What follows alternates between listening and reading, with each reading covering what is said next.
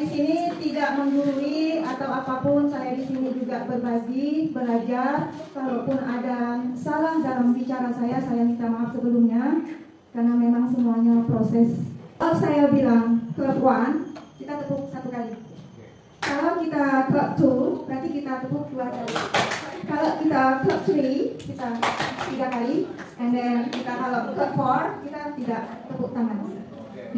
Kebanyakan nanti Bu. Oke. Kita mulai. Semuanya bersiko. Oke, siap ya. Oke. Club 3. Club 3. Club 4.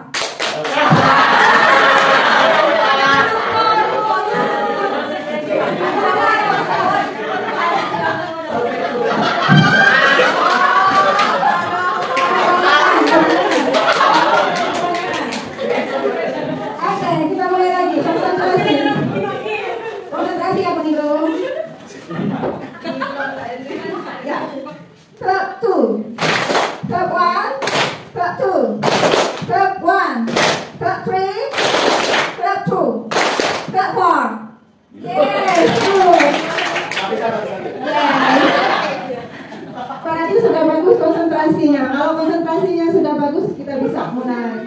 Dan ini sebenarnya juga bisa dilakukan di dalam kelas kalau memang anak-anak sudah tidak fit lagi, karena 3 jam pelajaran kita bisa bikin ice breakingnya dengan berbagai macam cara. Nah, inilah salah satu budaya positif yang saya pelajari di modul kesimpulan dari modul 1.4 ini. Kita lanjut Bu Siska. Selanjutnya sebelum kita masuk ke topik pertama yang akan kita diskusikan, yaitu beberapa pertanyaan. Ada 3 pertanyaan di sini, mungkin Bapak Ibu nanti bisa jawab sendiri. Apakah hukuman dapat mendisiplinkan anak? Kira-kira bagaimana Bapak Ibu? Apakah penghukuman dapat mendisiplinkan anak? Ya. Oke, itu salah satu katanya ya. Kita lihat lagi, nanti jawabannya akan kita lihat di modul isinya. Pertanyaan nomor 2, apakah pemberian hadiah meningkatkan prestasi siswa kepada setiap siswa yang bermasalah? Bisa jadi ini kepada siswa yang bermasalah, ya. Guru yang bermasalah. Yang nomor 3, guru berperan sebagai teman bagi siswa. Oke. Kira-kira tadi Pak Edi, apakah penghukuman dapat mendisiplinkan anak? Jawaban Pak Edi iya. Bisa memberikan statementnya Pak? Masih abu-abu di sini. Dalam arti kata untuk menertibkan anak nggak jadi masalah hukuman, tapi yang artinya dapat pendidiknya. Dan hukuman kalau kita lah sebagai orang tua, karena kita juga ingin untuk anak itu menjadi lebih baik. Hukumannya ya sudah sifatnya mendidik. Terus kalau kita dilihat dari fenomena sekarang, kadang-kadang kita ini dipersoalkan masalah yang seperti ini.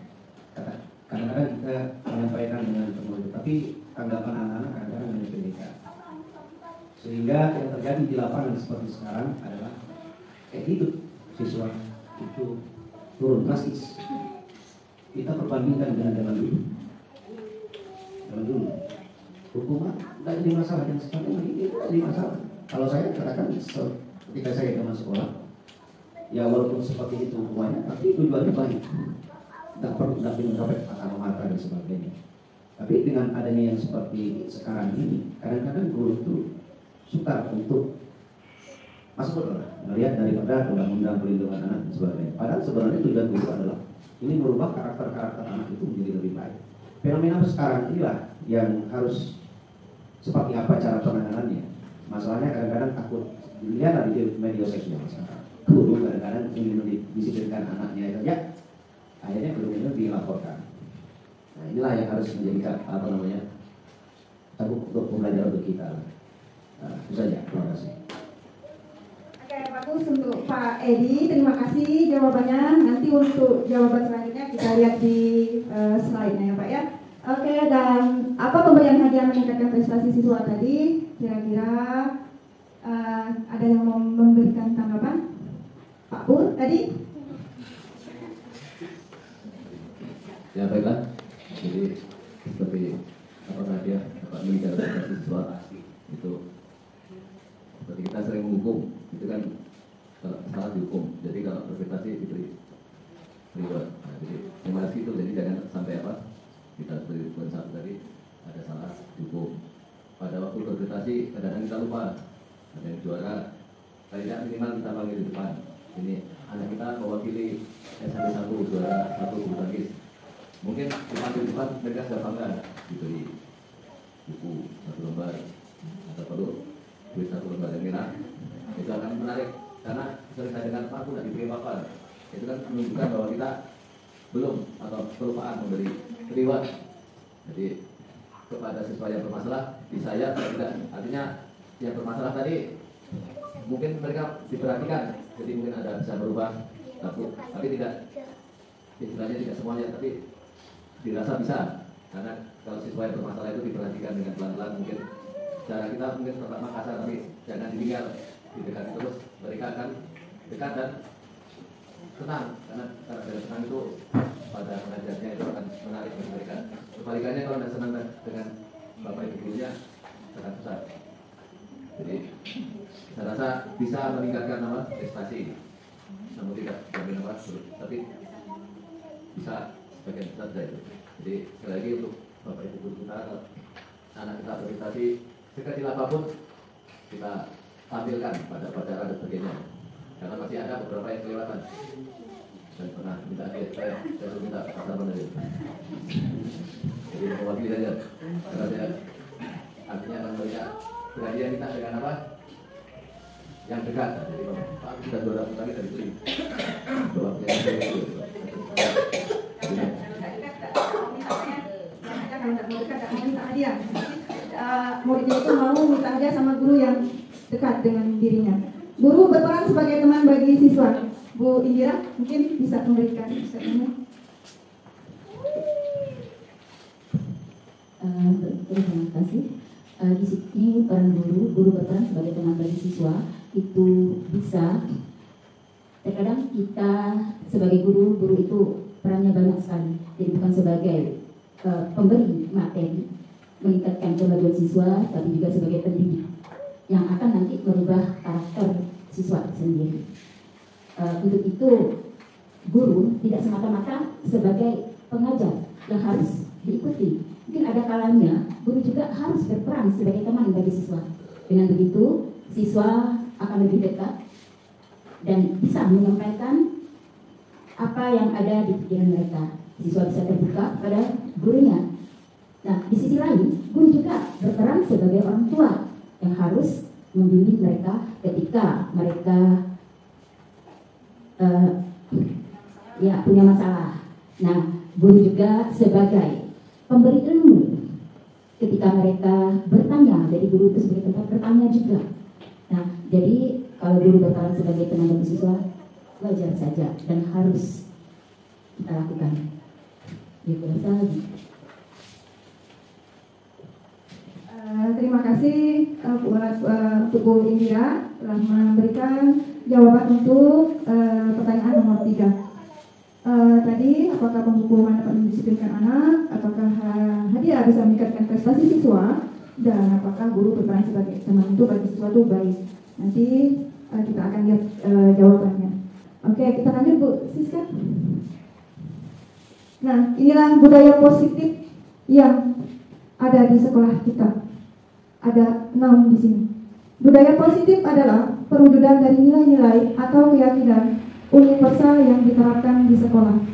Budaya positif ini sudah sering tadi saya bilang kita contohkan, kita laksanakan di sekolah kita. Disiplin positif, keyakinan sekolah atau kelas, ada segitiga restitusi, ada posisi kontrol, ada kebutuhan dasar manusia, ada teori tadi, motivasi, hukuman, penghargaan, dan restitusi. Yang tadi kita pelajari, yang tadi ditanyakan, yaitu tentang hukuman, penghargaan, dan restitusi. Itu sudah masuk tadi, ya, hukuman yang bisa mendisiplinkan anak, penghargaan tadi yang bisa meningkatkan prestasi anak, sedangkan restitusi ini adalah saat kita mengatasi permasalahan yang terjadi di anak-anak kita selama ini. Nah, akan kita lihat disiplin positifnya apa aja kira-kira Bu Siska. Nah, sebelum masuk ke situ, kita akan buat ini dulu. perubahan paradigma. Nah inilah sebenarnya yang dimaui sama Pak Nadiem itu, yaitu perubahan paradigma baru. Kegiatan kepalan tangan. Sekarang kita akan mencoba lagi dengan perubahan paradigma kegiatan kepalan tangan. Katanya di sini, buka tangan Anda, kita bisa praktekkan ya Bapak Ibu ya. Buka tangan Anda, bayangkan Anda meletakkan sesuatu yang sangat berharga, sesuatu yang sangat berharga di atasnya. Lalu tepatkan tangan Anda dan genggam benda tersebut dengan segala daya. Bayangkan ada orang yang akan mencoba dengan sekuat tenaga dengan berbagai cara untuk meminta Anda memberikan benda tersebut. Kita praktekkan. Kita bisa praktekkan. Oke, kita genggam yuk Ibu tangannya sekencang mungkin, sekuat mungkin. Oke, sekarang coba kita tidak usah membayangkannya, bingung kalau membayangkannya. Kita langsung praktekkan. Kira-kira Ibu cari pasangannya yang bisa membuka tangannya. Pak Pur contohnya sama Pak Chandra. Pak Chandra coba buka tangannya Pak Pur Mentoro dengan berbagai cara bukanya. Mau boleh di rayu-rayu, buka lah misalnya. Ayo ya.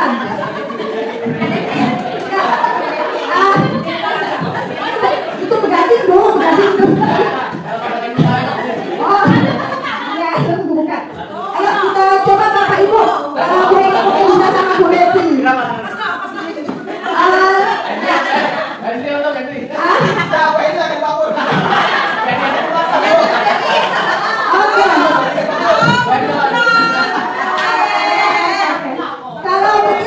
Kalau begitu kita akan coba Pak Chandra merayu Bu Eni untuk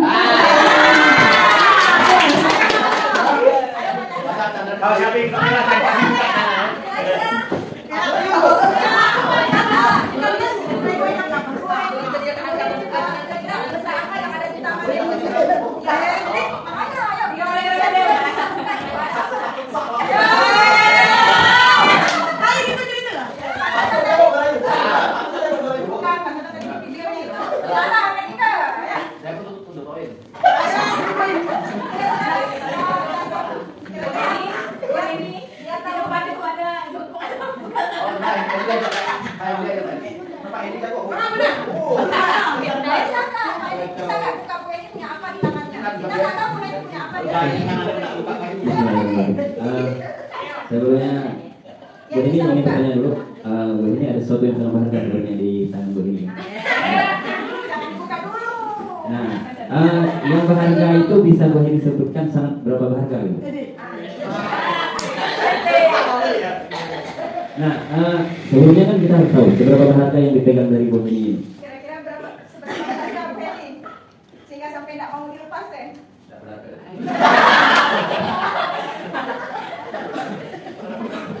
Oh dia kali kok.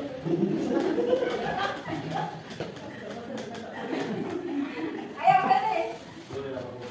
Itu poin Bang. Seberapa berharga? Jadi sangat luar biasa kata Bu Eni, sangat berharga sekali. Tentu kalau barang berharga itu kita harus menunjukkan kepada orang lain ya. Sangat berharga sekali barang berharga itu biar orang lain itu tahu benar nggak? Nah, ini berharga maksudnya benda yang sangat berharga sekali di genggaman tangan Bu Eni ini tentu akan berharga kalau orang lain mengakui, benar kan? Nah, tapi kalau tidak diakui orang lain itu tidak akan jadi barang berharga. Nah, makanya untuk diakui kita harus melihat dulu barang berharga yang ada di genggaman tangan Bu Eni. Berapa berharga yang ada di genggaman Bu Eni? Tentu kita semua di sini harus melihat dan Bu Eni harus membuka genggaman tangannya.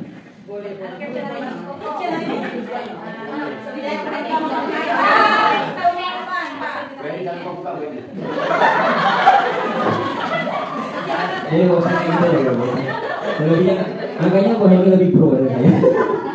Gak bisa pakai membuka ini ya. Terima kasih. Sangat berharga.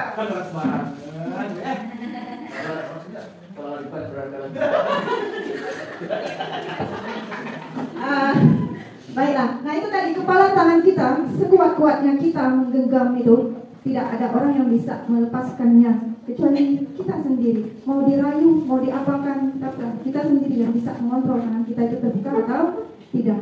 Seperti itulah karakter kita sebenarnya yang ada sekarang. Kita tidak bisa mengontrol kecuali kita yang bisa mengontrol diri kita sendiri. Itulah kontrol tadi, namanya paradigma kegiatan kepalan tangan. Ya, oke, lanjut Bu Siska. Nah, inilah disiplin positif dan nilai-nilai kebajikan universal perubahan paradigma belajar. Jadi teori kontrol selama ini kita itu ilustrasi guru mengontrol murid. Apakah pernah kita selama ini mengontrol murid? Sering kita lakukan. Sering, saya juga sering melakukannya. Ilustrasi bahwa semua penguatan positif, efektif, dan bermanfaat diberikan hadiah belum tentu bisa menambah prestasi. Itu kesimpulannya. Berarti memberikan hadiah itu bisa menghukum anak juga ternyata. Anak yang berprestasi juara 1, contohnya di kelas 1, 2, 3, kita sering membedakan memberikan hadiah buku atau alat tulis lainnya dengan jumlah dan kadar yang berbeda. Ada anak yang juara 1 bukunya 5, juara 2 bukunya 4, juara 3 bukunya 3. Mereka adalah anak-anak yang berprestasi. Tapi ternyata di balik itu ada ketidakbolehan kita. Kenapa saya dibedakan? Padahal saya juga berprestasi. Beda kalau di luar lingkungan kita mungkin ya, Bapak Ibu. Ilustrasi bahwa kritik dapat membuat orang merasa bersalah dan menguatkan karakter. Juga sebenarnya yang selama ini kita lakukan. Jadi kita sering membuat merasa bersalah anak. Ih, kau ini katanya. Kita sering sudah berapa kali dikasih tahu. Masih kamu juga yang melakukan kesalahan. Kita sering seperti itu ngomongnya. Kamu nggak kasihan apa sama ibu? Ibu juga nanti ditegur dari kepala sekolah. Gara-gara perbuatan kamu, ibu akan ditegur dari kepala sekolah. Karena saya tidak bisa mendidik kamu dengan baik. Kita sering seperti itu. Ternyata seperti itu adalah membuat anak itu merasa bersalah dan dia tidak merasa dianggap pernah melakukan suatu kebaikan.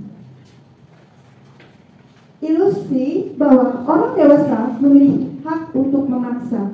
Nah, ini juga ya hak kita. Kita pikir hak kita orang dewasa, kita bebas-bebas aja seperti itu. Nanti kita lihat lagi selanjutnya Bu Siska.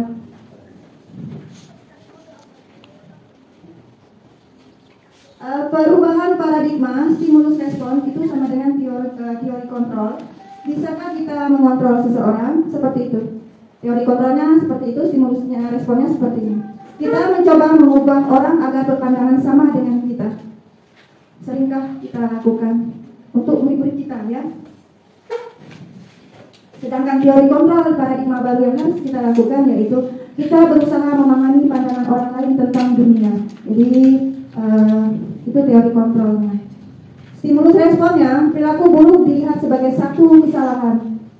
Sedangkan teori kontrolnya, semua perilaku memiliki tujuan. Jadi semua perilaku mempunyai tujuan. Ada anak yang perilakunya baik. Kita sering loh mendidik anak-anak tuh, anak-anak yang nakal saat dia keluar dari SMP 1, dia malah sering negur kita gitu, malah sering ingat kita gitu. Yang sering masuk bimbingan konseling, malah sering ingat kita, malah sering negur, malah sering kalau ketemu tuh sering salam sama kita, sering loh. Tapi kalau anak yang sudah pintar dasarnya dan kita tidak tuntut, malah mereka saat ketemu kita lupa, karena mereka tidak pernah kita dampingi sebelumnya. Oh, mereka sudah pintar nih anak ini. Sedangkan anak yang sudah mereka punya masalah, yang sering masuk BK, setelah mereka keluar, malah mereka yang ingat kita gitu. Itu loh Pak Edi, itu loh Ibu ini. Sering kita seperti itu. Jadi anak-anak yang nakal, yang sering diperhatikan, malah sering ingat kita gitu. Mungkin Pak Edi bisa benar tidak yang seperti ini gitu. Terima kasih dokter. Langsung saja terkait tadi anak yang nakal ya, atau yang sering masuk PK, sering gugur dan sebagainya gitu ya.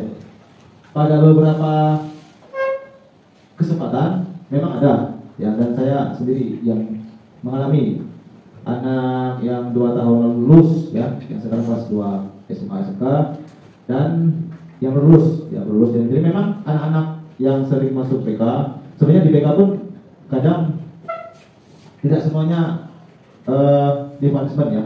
Memang kadang ada beberapa anak yang kalau kita kasih punishment ya lebih keras daripada kita. Ada yang seperti itu. Jadi ada jiwa-jiwa untuk memberontak ya. Memang saya rasa ya dari 10 misalkan mungkin sekitar 7 lah yang memang benar-benar mengenang. Jadi mengenang apapun yang pernah kami berikan ke dia, entah itu marah, mungkin menjauh dan sebagainya, tapi dia kenang gitu untuk sesuatu mungkin pengalaman bagi dia. Dan saya rasa tidak ada dendam sama sekali kepada guru-guru. Khususnya saya ya, kalau guru lain saya tidak tahu. Gitu. Tapi kalau saya memang benar-benar mengalami gitu, kadang saat di jalan dan sebagainya, negur mereka, sedang pertama dan sebagainya. Terima kasih. Ya, kadang memang itulah pendekatan kita itu kadang ternyata pendekatan itu positif, memang ada positifnya. Memang banyak yang seperti itu. Terus yang di sini orang lain bisa mengontrol saya, seperti tadi yang dicoba sama Pak Henry tadi untuk mengontrol Bu Heni. Tetap saja Bu Heni tidak bisa membuka tangannya. Jadi cuma Bu Heni yang bisa mengontrol Bu Heni sendiri. Jadi Pak Henry mau dirayu mau pakai apapun nggak bisa. Itu intinya seperti itu. Saya bisa mengontrol orang lain, ya itu kebalikannya lagi, ya. Pemaksaan ada pada saat bujukan gagal. Kolaborasi dan konsensus menciptakan pilihan baru. Jadi kerjasama, kolaborasi itu kerjasama sama visi dan misi, gitu seperti itu. Model berpikir menang atau kalah. Nah ini, kau menang, aku kalah. Kau kalah, aku menang. Nah itu yang dulu. Tapi sekarang tidak. Model berpikir menang karena tujuan untuk bersama. Jadi tidak ada lagi menang dan kalah. Model berpikirnya menang dan menang. Itu positifnya. Oke, kita lanjut lagi Bu. Oke, disiplin positif. Disiplin positif merupakan salah satu cara penerapan disiplin yang bertujuan untuk menumbuhkan kesadaran serta memberdayakan anak untuk melakukan sesuatu. Disiplin mulai dari dalam diri internal, tidak ada sogokan, tidak ada bujukan ancaman ataupun hukuman. Nah inilah yang tadi terdapat dalam internal murid kita, bagian eksternalnya. Internalnya itu murid. PR, kerjakan. Kalau dia tidak punya disiplin positif dalam dirinya sendiri, mau dipukuli, mau dihukum, dijemur sekalipun, ya segitulah itu anak. Jadi kita itu disuruh membangun disiplin positif pada anak itu internalnya. Seperti itu, disiplin internal anak. Kita dituntut untuk menumbuhkan disiplin dalam diri anak. Seperti itulah, karena kalau memang mau ada anak sering kita, bukan sering ya, banyak anak yang seperti itu, tidak buat PR, tidak buat apa, kita sudah bikin game, sudah kita bikin cara pembelajaran asik di kelas, kita sudah bikin buat ramah-tamah sama anak, jadikan teman, jadikan orang tua, jadikan guru di situ. Tetap saja kalau bukan dari disiplin dirinya sendiri, mau diapa-apakan anak itu, ya gitulah itu anak. Tugas berat kita yaitu bagaimana kita bisa menuntun anak-anak itu biar tumbuh dalam dirinya sendiri tanpa ada paksaan, ancaman, ataupun hukuman di balik itu. Gimana caranya? Kita akan melakukannya nanti, ya, Bu. Nah, inilah nilai-nilai kebajikan universal kita sebagai guru itu yang berprofil pengajar Pancasila pada murid-murid kita. Beriman bertakwa kepada Tuhan Yang Maha Esa dan berakhlak mulia. Berbinekaan global, bergotong royong, kreatif, bernalar kritis dan mandiri. Inilah yang diharapkan anak-anak itu nanti ke depannya ini profil pelajar Pancasila ini yang diharapkan. Beriman dan bertakwa kepada Tuhan Yang Maha Esa, berkebinekaan global, bergotong royong, kreatif dan bernalar kritis serta mandiri. Nah inilah yang kita harapkan, yang mau diharapkan sekarang itu di paradigma baru itu inilah sebenarnya tugas berat kita, beban kita di sini. Dan untuk merubahnya yaitu berat karena kita sudah bertahun-tahun mendidik anak dengan pola yang sama. Contohnya, ada sebuah gajah yang dikerangkeng dengan sebuah besi besar. Nah, bertahun-tahun dia dikerangkeng, dikasih rantai, tidak dilepas-lepas. Bagaimana cara melepaskannya? Bagaimana Pak Chandra biar itu besinya tadi kira-kira bisa lepas? Apa dulu step-stepnya agar besi itu Bapak tahu itu bisa lepas bagaimana? Kita akan melepas besi tadi yang bertahun-tahun ngalut di kakinya tadi. Iya, sampai berkarat. Kalau untuk membersihkan yang tadi dijelaskan oleh Bu Rina, cara membersihkan besi itu kan tidak mungkin langsung dipotong. Apalagi berkarat, otomatis dibersihkan dulu. Dibersihkan dulu agar tahu mana yang akan dipotong, mana yang akan diambil. Gitu. Nah setelah dibersihkan, ya otomatis baru dipotong. Gitu. Jadi nggak langsung dipotong, Bu. Oke, terima kasih Pak Chandra. Betul Pak Chandra. Besi itu sudah bertahun-tahun dari dia kecil sampai dia besar kayak gitulah itu. Di situ di kakinya itu. Cara kita melepasnya, kita harus tahu dulu besi apa itu yang dipakai. Sama dengan anak kita, kira-kira bagaimana cara memasukkan dalam dirinya tadi internalnya. Tidak langsung kita paksakan. Cari dulu besinya itu apa, besi bagaimana, terus kita bisa apa dulu cairan yang bisa kita benar tadi dibersihkan. Mungkin ada sambungannya yang bisa kita lepas di situ. Jadi tidak langsung kita potong, semakin kita potong bisa jadi ya pemotongan itu yang nanti yang akan rusak. Kita harus tahu dulu mungkin ada sambungannya. Dia mungkin dulunya besi itu ada sambungannya yang mungkin sudah dilas, ya sudah bertahun-tahun akhirnya berkarat dan selanjutnya sampai akhirnya susah untuk dilepas. Bisa jadi berakar-akar di situ lah sampai membuat rusak kakinya si gajah tadi. Nah itulah bagaimana kita bisa memasukkan intern tadi ke dalam anak tadi itu. Kita harus tahu, pertama kita harus tahu orang tuanya, mungkin harus tahu dulu apa yang terjadi, kenapa dia tidak bisa buat PR. Mungkin kita harus gali dari dalam apa sebenarnya yang terjadi pada anak ini. Jadi kadang kita sering tidak bisa menahan emosi, kita langsung menjudge anak ini bodoh, malas kan. Nah, seperti itu pernah saya lakukan berkali-kali bertahun-tahun sampai saya pulang ke rumah saya sampai tidak bisa mengontrol emosi anak saya yang saya marah di rumah. Imbasnya anak saya sampai tidak masak berhari-hari sampai sore gara-gara menahan emosi. Itu pernah saya alami. Beruntungnya ada jawaban di sini. Ternyata itulah jawabannya yang dipelajari pelan-pelan. Ternyata memasukkan kepada anak tidak bisa langsung diterima. Prosesnya lama sekali. Tapi itulah yang namanya proses tadi. Perlu kesabaran, perlu keikhlasan, dan memang tumbuhnya juga dari dalam diri kita sendiri, bukan dari internal. Tapi inilah di sini saya berbagi ilmu tadi bukan menggurui, tapi apa yang sudah saya dapatkan, saya terapkan. Dan memang ada yang kita pahami dan ada juga yang urut, ada juga yang belum masuk. Karena memang tadi saya bilang mungkin besinya sudah berkarat tadi. Seperti itu. Ya, lanjut Bu Sisna. Oke. Teori motivasi, hukuman dan penghargaan dan restitusi. Motivasi perilaku manusia untuk menghindari ketidaknyamanan atau hukuman itu yang nomor 1. Untuk mendapatkan imbalan atau penghargaan dari orang lain itu kedua.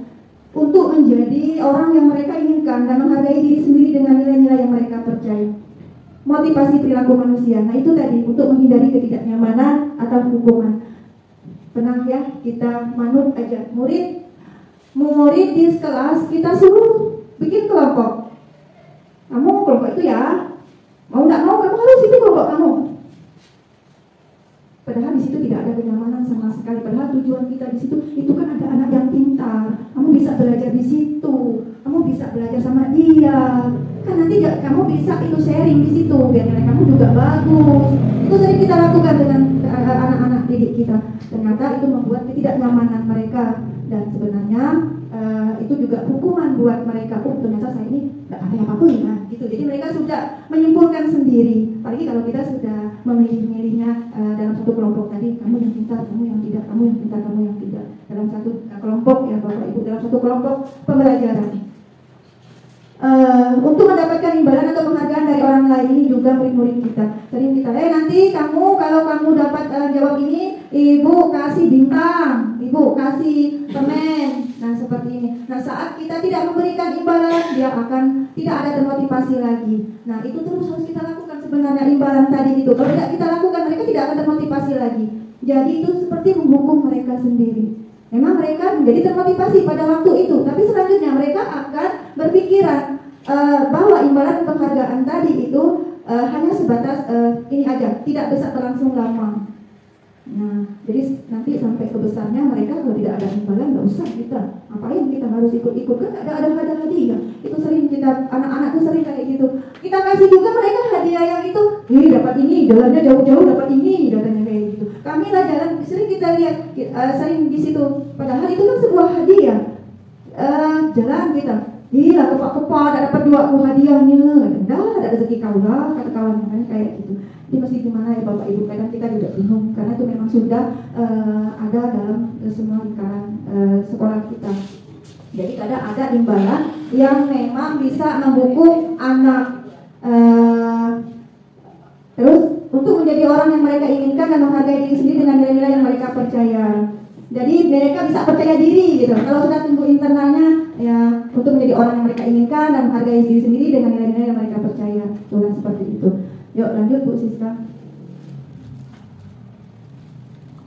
Oke, nah ini hukuman.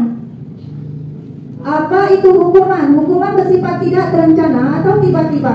Anak atau murid tidak tahu apa yang akan terjadi dan tidak dilibatkan. Hukuman itu bersifat satu arah dari pihak guru yang memberikan dan murid hanya menerima suatu hukuman tanpa melalui suatu kesepakatan atau pengarahan dari pihak guru, baik sebelum atau sesudahnya. Hukuman yang diberikan bisa berupa fisik maupun psikis. Murid atau anak disakiti oleh suatu perbuatan atau kata-kata. Itu yang namanya hukuman. Ya kita lagi dulu Bu Sister. Nah itu hukuman dengan konsekuensi. Yang lain yang kosongnya. Nah, ini Bapak Ibu. Itu tindakan gurunya.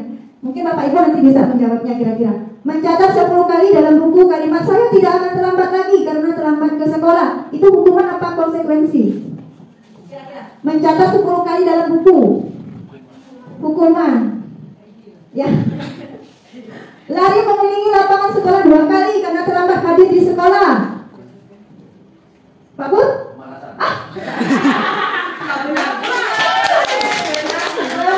Pak, itu salah satu dari ice breaking, Pak ya? Iya, kira-kira apa, Pak? Hukuman. Oke, siswa diminta push up 15 kali. Itu hukuman apa konsekuensi? Oke, menggantikan kertas tugas teman yang dicoret-coret. Iya, benar, konsekuensi. Meminta siswa tidak menggunakan sepatu seharian karena tidak menggunakan sepatu hitam. Konsekuensi. Membersihkan tumpahan air di meja tulis karena tersenggol pada saat belajar. Lari mengelilingi lapangan 2 kali. Oh, tadi sudah, ya. Ya, benar. Terlambat pada saat pelajaran olahraga, Pak Mulya. Itu terakhir tadi ya. Itu adalah hukuman. Nah, baru balik ke atas, Bu. Nah, itu tadi. Hukuman yaitu sesuatu yang menyakitkan dan harus terjadi. Konsekuensinya sesuatu harus terjadi. Membuat anak sakit fisik atau hati untuk jangka waktu lama. Membuat siswa merasa tidak nyaman dalam jangka waktu pendek. Nah, itu bedanya. Siswa membenci kedisiplinan, siswa menghargai disiplinan. Kalau sudah ada konsekuensi, mereka menghargai disiplin diri mereka. Jadi konsekuensinya itu apa? Kalau dia sudah melakukan kesalahan, dia harus juga memberikan konsekuensi sendiri. Kira-kira apa hukuman yang pantas buat kamu ya? Kamu memberikan konsekuensinya katanya. Paksa, siswa membenci kedisiplinan. Paksaan, stimulusnya tanggapan. Mendorong siswa menyakiti diri sendiri. Itu hukuman. Mendorong siswa agar mudah menyesuaikan diri. Jadi kalau peraturan di rumah sekolah dengan konsekuensi yang kita buat itu bisa agar mudah menyesuaikan diri. Apalagi yang kelas 7 sekarang tidak tahu cara masuk jam kelas berapa atau gimana, kita tidak tahu. Nanti mungkin dengan konsekuensi kalau dia terlambat, dia bisa menyesuaikan diri dengan aturan keyakinan kelas yang sudah disepakati. Siswa belajar untuk menyembunyikan kesalahan, itu hukuman. Siswa belajar memahami peraturan. Ini menyembunyikan kesalahan, memahami peraturan, merokok, bolos kayak gitu. Nah, seperti itu. Marah, merasa bersalah, dipermalukan dan merasa benci. Itu akibatnya. Itu akibat dari yang timbulkan dari hukuman tadi. Marah, memang ada marah, rasa bersalah, dipermalukan dan ujung-ujungnya merasa benci. Kehilangan hak, dibuat tidak nyaman, diasingkan untuk sementara, time out. Nah, itulah konsekuensi dari segala hukuman tadi. Ya, kan? Ya. Dihukum oleh penghargaan, pengaruh jangka pendek dan pendek. Anak-anak bisa saja tertib, disiplin, baik, pintar, rajin belajar ketika mendapatkan penghargaan.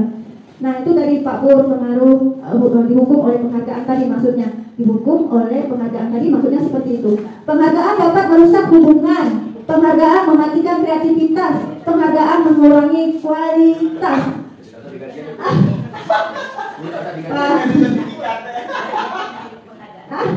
Ganti lagi Bu. Iya. Acara-acara. Ikhlas, Pak ya. Penghargaan mengurangi kualitas, penghargaan mematikan kreativitas, penghargaan dapat merusak hubungan. Oke, yang itu dihukum oleh penghargaan itu, jadi dihukum oleh penghargaan yang sudah kita berikan tadi. Yuk kita lanjut Bu.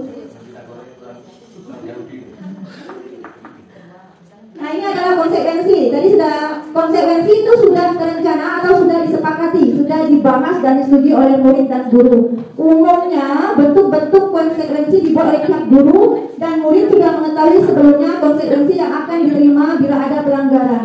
Pada konsekuensi murid tetap dibuat tidak nyaman untuk jangka waktu pendek. Konsekuensi biasanya diberikan berdasarkan suatu data yang umumnya dapat diukur. Misalnya setelah 3 kali tugas tidak diselesaikan, nah baru kita memberikan konsekuensi. Tadi kan hukuman, tapi setelah 3 kali baru kita berikan konsekuensinya. Jadi anak itu tidak langsung dihukum hari itu. Tapi kalau memang sudah berkali-kali baru kita konsekuensinya apa? Misalnya mengobrol, maka murid tersebut akan kehilangan waktu bermain dan terus memberikan tugas karena ketinggalannya. Peraturan dan konsekuensi yang mengikuti ini sudah diketahui sebelumnya oleh murid dan sikap guru di sini senantiasa memonitor murid. Nah ini restitusi.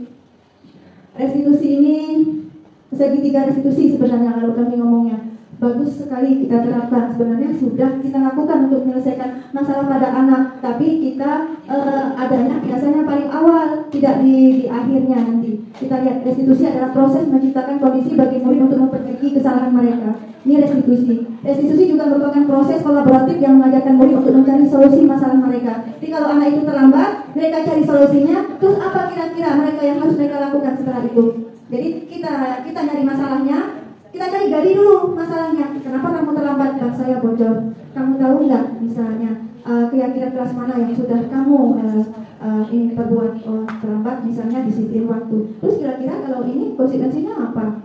Konsekuensinya saya harus tepat waktu misalnya. Terus kita sama-sama apa kira-kira kamu mau seperti apa minggu depan? Saya tidak akan mengulanginya lagi. Nah setelah itu baru kita lakukan. Nanti kalau dia mau yang 3 kali lagi, baru kita cari kira-kira apa yang harus kita lakukan pada mereka. Jadi kita tidak harus langsung menghukum hari itu. Lanjut Bu. Sekarang bukan lagi peraturan kelas, tapi keyakinan kelas. Nah dalam kelas sekarang Bapak Ibu kita sudah harus ada keyakinan kelas. Jadi keyakinan kelas ini yang wali kelas Bapak Ibu silahkan nanti dibuat. Contohnya nanti akan kita buat, kita tunjukkan sama-sama bagaimana caranya. Peraturan kelas itu disepakati hanya guru yang membuat, sedangkan keyakinan kelas itu disepakati oleh seluruh warga kelas tersebut. Jadi nanti Bapak Ibu peraturan kelas tidak lagi dipakai, tapi kita pakai keyakinan kelas. Namanya keyakinan kelas, kita rubah namanya. Nanti keyakinan kelas itu pertama sekali harus kita lakukan, kita buat di situ.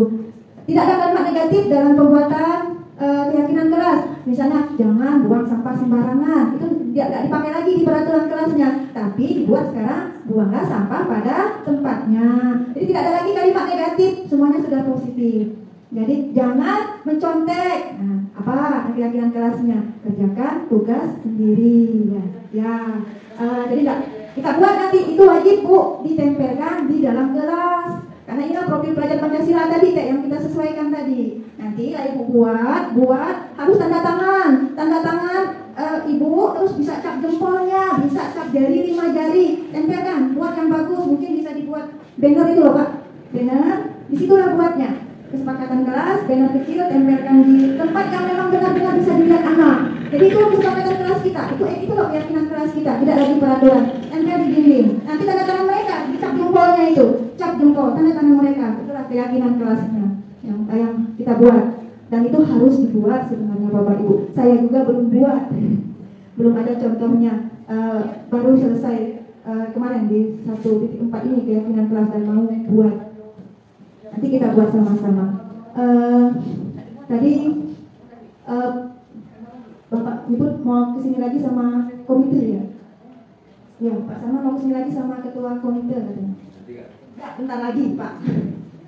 Lanjut Bu Siska. Nah, ini keyakinan kelas. Mengapa keyakinan kelas? Mengapa tidak peraturan kelas saja katanya? Menekankan pada keyakinan seseorang akan lebih memotivasi seseorang dari dalam. Nah inilah usaha kita tadi agar anak tumbuh dari dalam dirinya. Seseorang akan lebih tergerak dan bersemangat untuk menjalankan keyakinannya daripada hanya sekedar mengikuti serangkaian peraturan tertulis tanpa makna. Yang kita buat tuh peraturan sekolah itu jangan merokok. Peraturan di dalam lingkungan sekolah.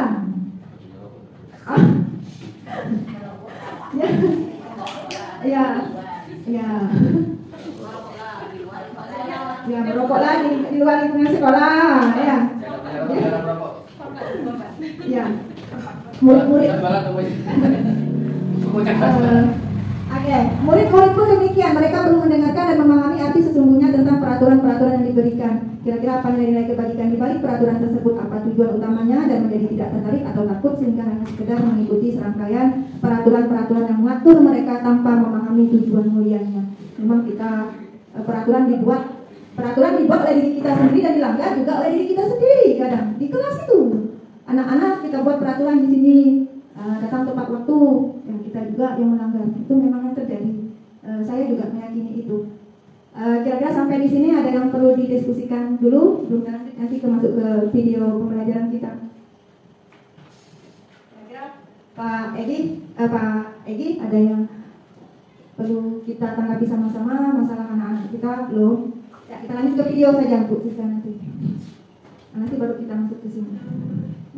Nah ini posisi kontrol institusi. Posisi kontrol institusi. Ada penghukum, pembuat merasa bersalah, teman, pemantau, manajer. Nah, ada 5 kita Bapak Ibu di sini. Penghukum, pembuat merasa bersalah, teman, pemantau, manajer. Oke, Bu Siska, kita masuk ke videonya saja Bu Siska.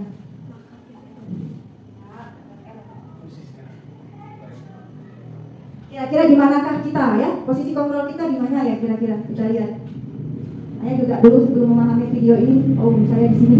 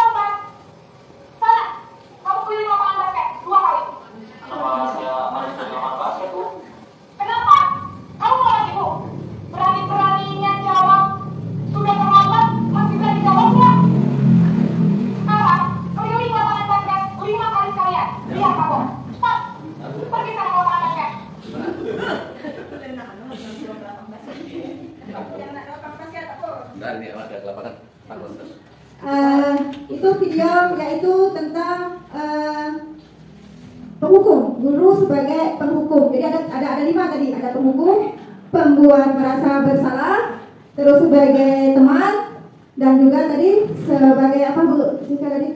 Manajer, dan terakhir yang satunya pemantau. Kita lihat lagi video yang kedua Bu Sis. Ya.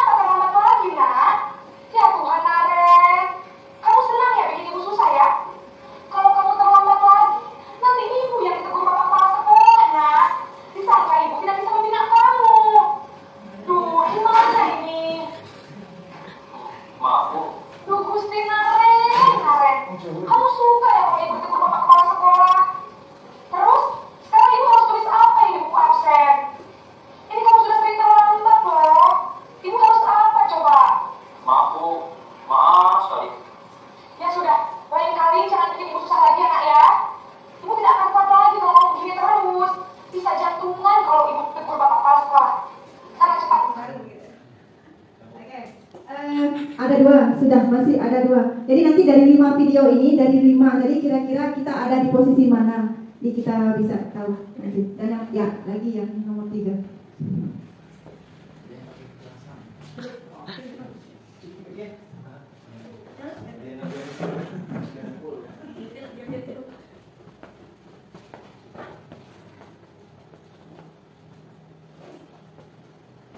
1 jam lebih.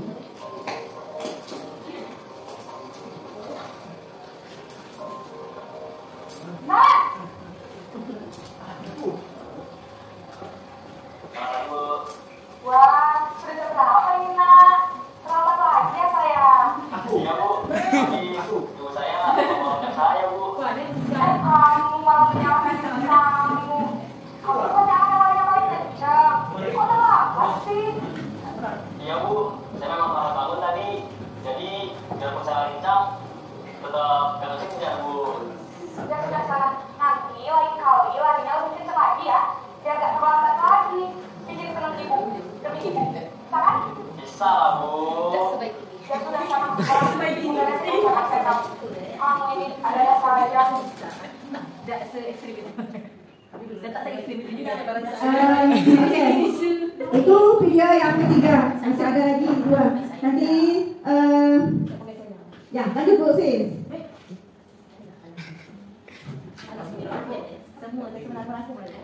Ya, semuanya nanti bangku. Gak tumut. Mungkin salah musim barat teh. Ada berapa tahun tadi? Ada baik kira. Yang kencang. Angin kencang. 3 awal bulan tadi. Awal bulan tadi.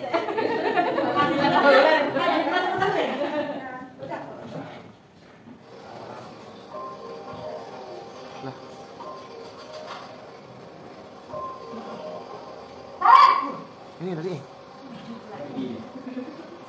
Apa, Bu? Apa peraturan sekolah kita tentang jam berapa kita harus masuk sekolah, Nak? Kita harus di sekolah jam 7, Bu. Iya betul, sekarang sudah jam 7.20. Kalian sudah tahu konsekuensinya jika terlambat hadir? Paham, Bu. Saya harus tinggal kelas pas jam istirahat selama 20 menit. Iya benar, konsekuensinya demikian. Jadi nanti jam 9.30 pas istirahat, kamu harus tinggal di kelas, kerjakan tugas tambahan untuk ketertinggalan.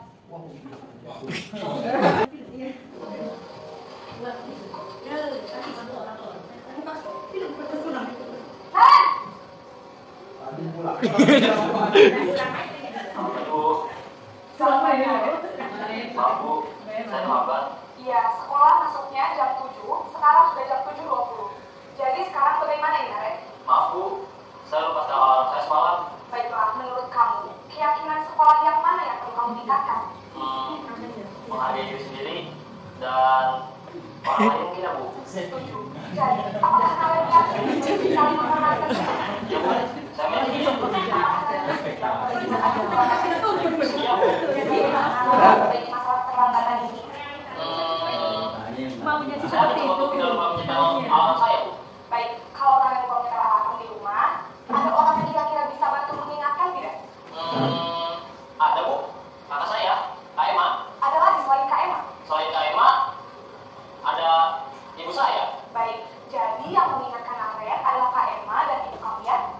Kira-kira akan mulai setel alarm kapan nih, Naren? Setelah pulang sekolah, akan segera saya lakukan.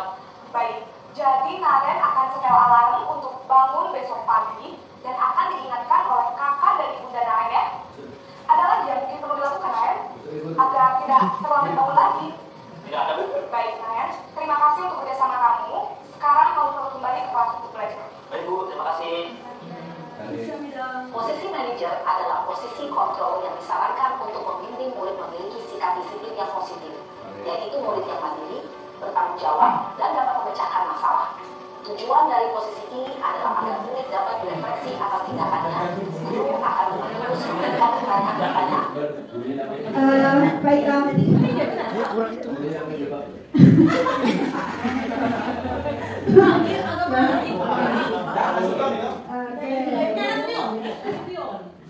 Lanjut, kita ke atas dulu posisi ya. Oke, posisi kontrol yang 5 tadi posisinya.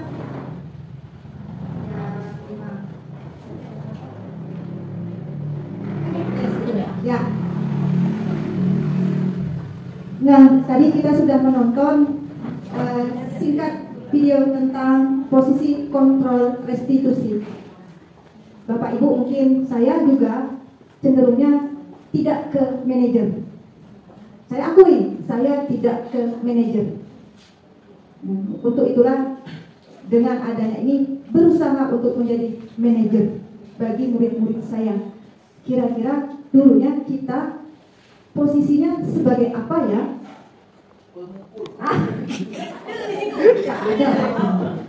Kira-kira dari video ini tadi posisi mana yang lebih cenderung ke kita? Kalau Pak Chandra? Teman. Pak Pur?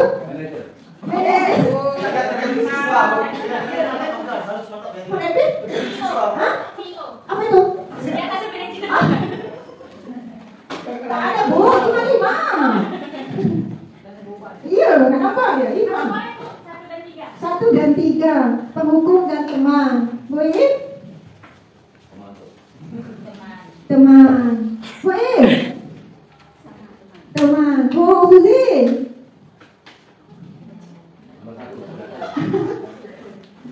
Nomor berapa Bu Susi? 1 dan 3 sama dengan Bu Depi. Bu Putri? 3. Pak Nata?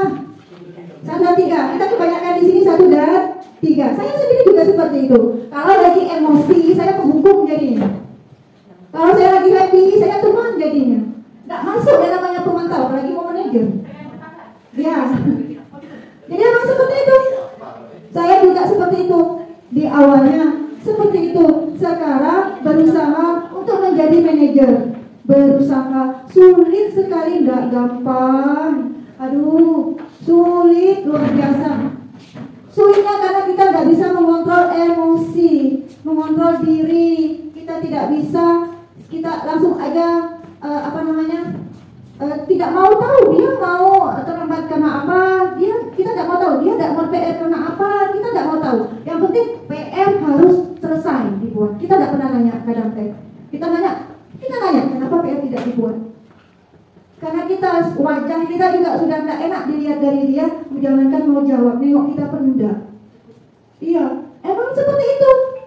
Saya sering mengalami sendiri Bapak Ibu. Pembuat merasa bersalah juga pernah saya lakukan. Bukan tidak pernah, kesalahan yang sangat pernah saya lakukan. Mau penghukum, pembuat merasa bersalah itu sering saya lakukan pada anak saya di kelas 9C.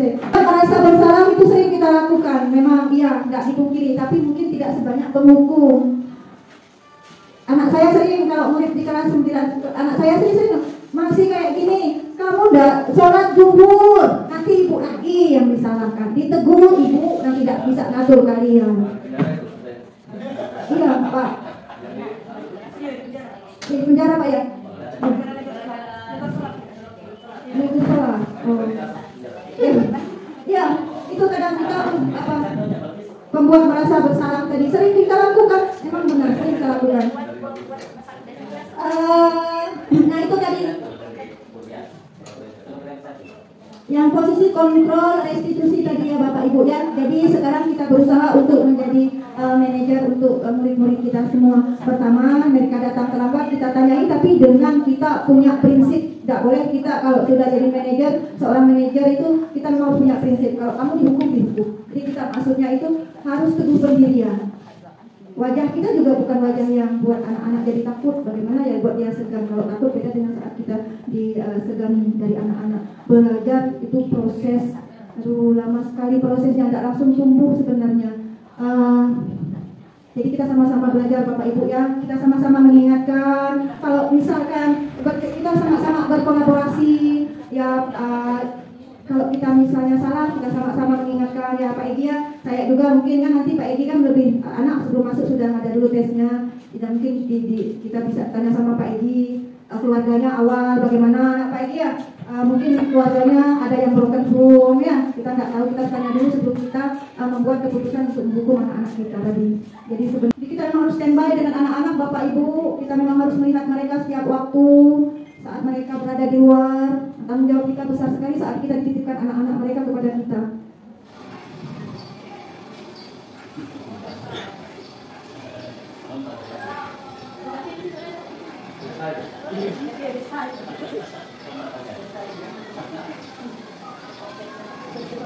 Ya, Kenapa?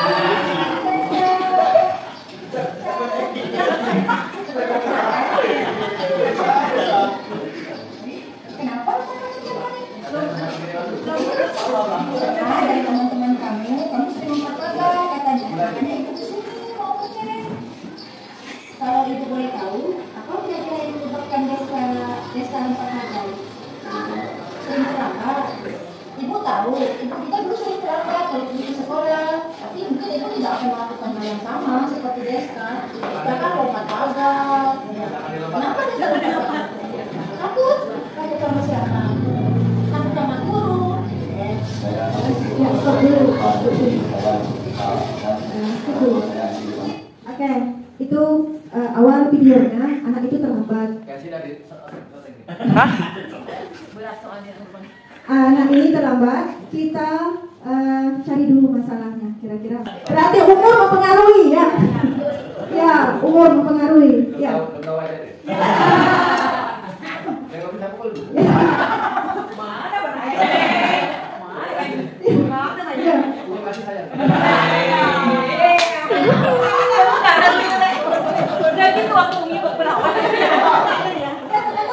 Ternyata umur itu mempengaruhi emosi kita, benar ya? Semakin di atas kita umur itu, iya, salah satunya Bu ya. Ternyata hukuman itu, ingat Pak, ingat. Tapi itulah beda dengan sekarang. Kita sekarang beda dengan yang dulu. Anak-anak kita cara mendidiknya beda lagi. Berubah cara pendidikannya tadi. Dan saya tidak ada dendamnya sama sekali, cuma ingat lucunya aja. Tapi anak-anak sekarang kok ingat dendamnya ya? Yang mereka ingat tuh marahnya kita gitu. Bukan kebaikan yang kita tanamkan, tapi marahnya kita yang mereka ingat. Guru ini jahat, guru itu garang, guru itu ini. Kita punya embel-embel loh, Bapak Ibu. Iya. Karena kita punya embel-embel dari mereka. Embel-embelnya, guru ini namanya bukan lagi, maaf, bukan Bu Ina namanya, bukan Bu Okta. Udah ada embel-embelnya. Iya, tidak ada nama lagi Bu Heti. Tidak ada lagi namanya. Ya, nanti tanya sama anak-anak Bu Siska, saya apa embel-embelnya? Pasti ada nanti. Pitagoras kayak namanya ya. Jadi punya embel-embel. Kalau mereka tidak suka pelajaran itu embel-embel mereka. Ya, anak-anak sekarang luar biasa cerdasnya. Ini Bapak Ibu yang tadi video tadi setelah kita mengamati anak dari teman-teman mereka bahwa sudah melakukan berkali-kali kita lagi langsung cari anak itu benarkah seperti itu. Cari karena informasi anak ini kadang simpang siur. Kalau memang dia sering terjadi melakukan itu kita cari informasi. Maaf ya Pak Edian, ini yang saya dapatkan informasinya. Terus kita tanya apa masalahnya. Terus keyakinan kelas mana yang sudah mereka tidak taati. Terus setelah itu cari solusinya bersama dan mereka lah yang akan memutuskannya. Jadi itulah posisi manajer tadi. Pertama kita harus mencari apa masalahnya, kita simpulkan bersama-sama. Terus kita tanya keyakinan kelas kepada mereka. Makanya keyakinan kelas itu perlu kita tempel di kelas biar mereka hafal apa seperti itu. Jadi mereka lah yang akan memperbaiki keyakinan kelas tadi. Mereka juga akan menghukum dirinya sendiri. Jadi tidak ada dendam di dalam hati mereka kepada kita. Sekarang ini yang menjadi masalah itu mereka takut dengan kita. Kadang bukan malah menurut, tapi malah semakin memberontak. Dan kita menyisakan dendam di dalam hati mereka. Dan akhirnya mereka mempunyai jiwa reptil. Jiwa reptil itu jiwa membunuh. Ini yang bahaya. Banyak jiwa-jiwa seperti ini yang sebenarnya yang kita lakukan sudah berkali-kali kepada mereka. Kita lakukan, akhirnya tumbuhlah dendam dalam hati mereka. Jadi benar tadi kata Pak Pur, kita harus ikhlas, sabar, mengupgrade diri, berusaha mencari ilmu baru, bersama setiap ada anak yang luar, masuk lagi anak yang baru dengan karakter anak yang berbeda-beda. Luar biasa menyatukan karakter anak yang berbeda. Kita ini seperti tahu mereka satu-satu dalam kelas.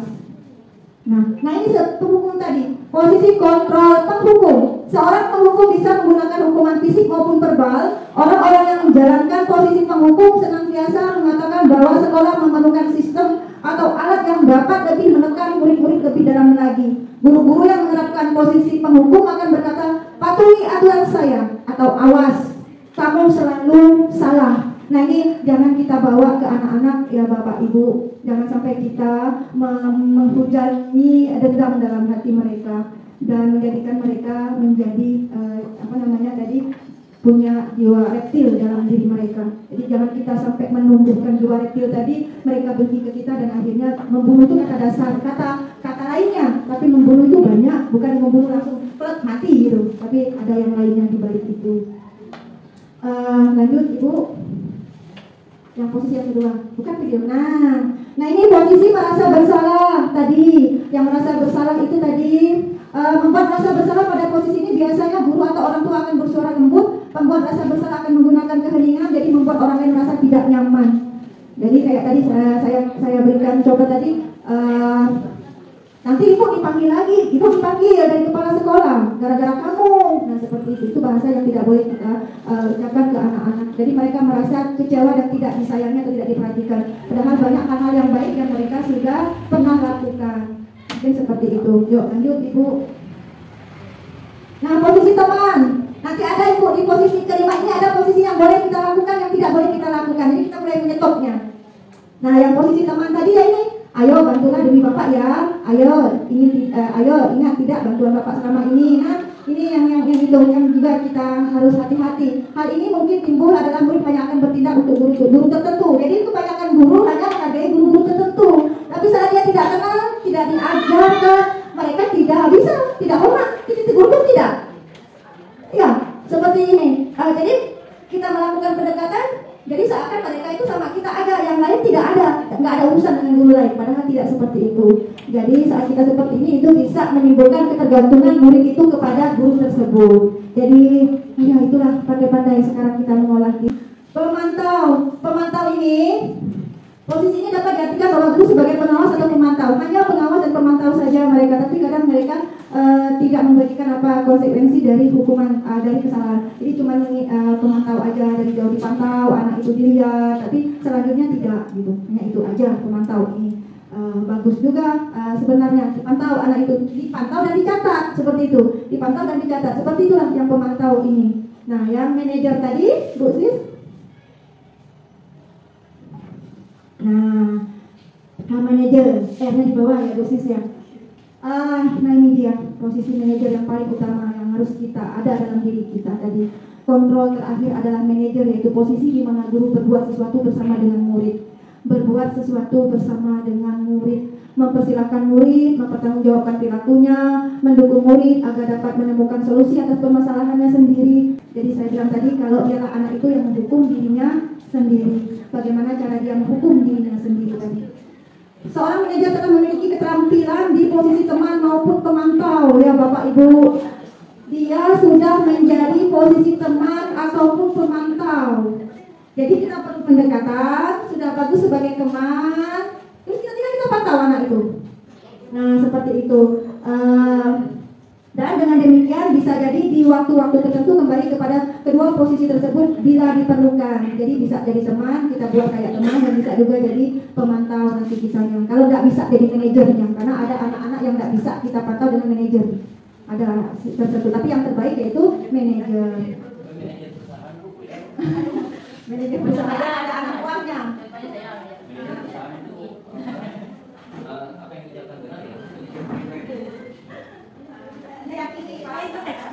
Apa yang diyakini benar ya benar. Kita keyakinan sekarang Pak, bukan yang dikatakan, keyakinan.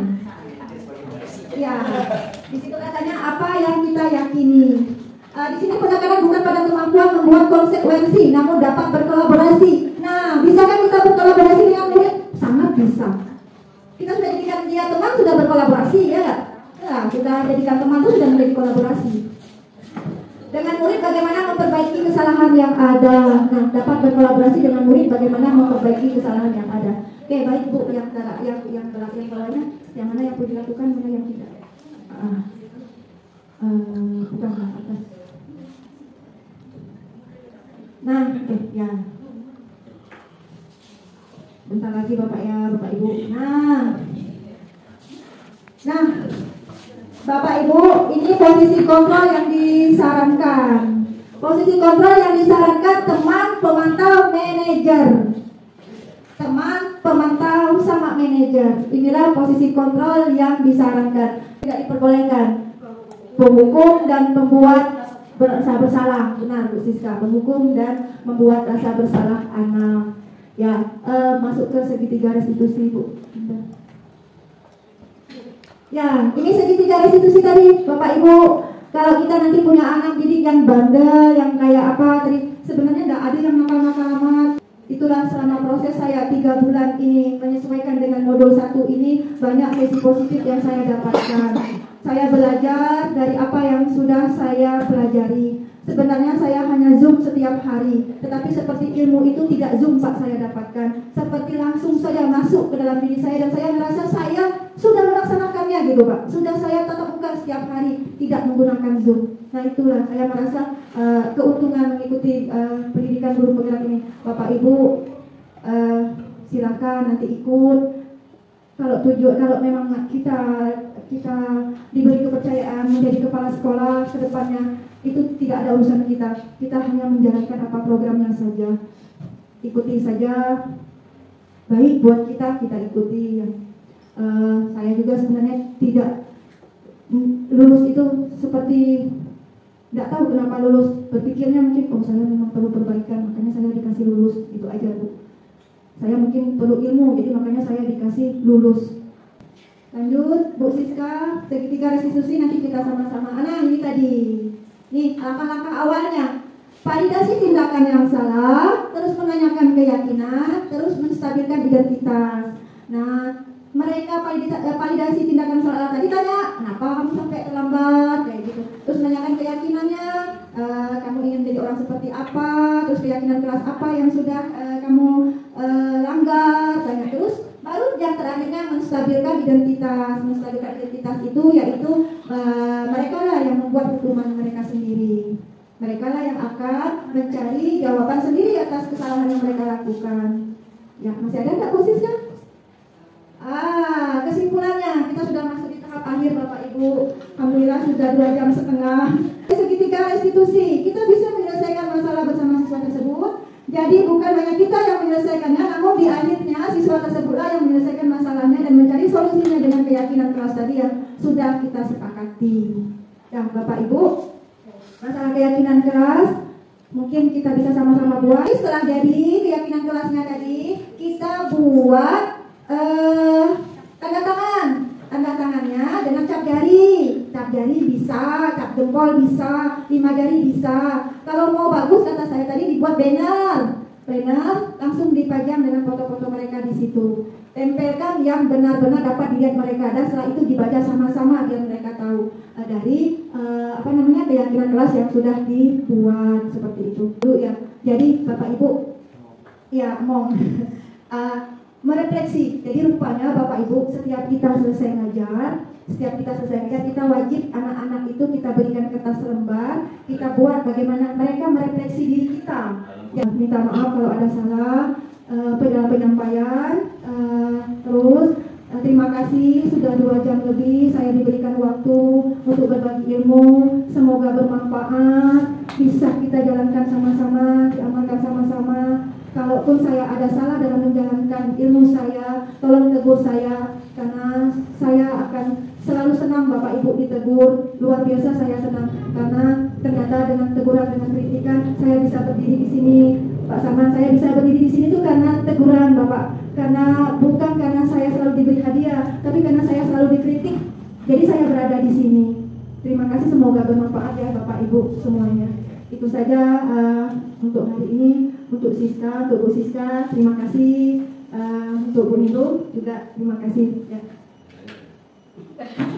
Baik, terima kasih kepada Bu Okalina yang telah menyampaikan dengan sangat detail sekali tadi diseminasi kepada kita semua. Banyak sekali hal-hal yang harus kita pelajari untuk kebaikan anak didik kita, yaitu. Kemudian ada lagi tadi 5 hal yang menjadi cerminan guru ya Bu ya, tadi ya. Salah satunya yang paling disenangi mungkin dari kita adalah guru sebagai manajer. Mungkin itu yang bisa disampaikan oleh guru kita pada siang hari ini. Terima kasih banyak kepada Bu Okalina kami sampaikan. Terima kasih atas ilmu yang telah diberikan kepada kami. Terima kasih atas segala motivasinya. untuk mengakhiri kegiatan kita pada siang hari ini, marilah sama-sama kita melafazkan hamdalah.